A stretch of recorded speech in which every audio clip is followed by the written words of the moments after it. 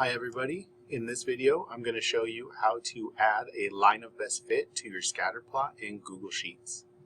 So in a previous video you saw how to create the scatter plot. Once you have that scatter plot created, you want to open up the chart editor if it's not already open. So let's just assume it's closed. You can click on your scatter plot, click on the three dots and go to edit chart. And there it is. Now it's open. You're going to go to the Customize tab, and to get the line of best fit, you're going to go to the Series drop-down menu. Click on that. You're going to scroll down to the bottom of that drop-down menu, and you'll see the checkbox for trend line. Click on the trend line, and you'll see the line of best fit pop up right there. Now, typically, it's going to be the same color as your data points. So if you want it to stand out a bit, you can modify the color.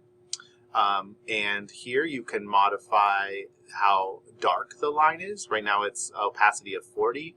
If we want it darker, you can change it. I like it 90% or around there, but you can do whatever you want.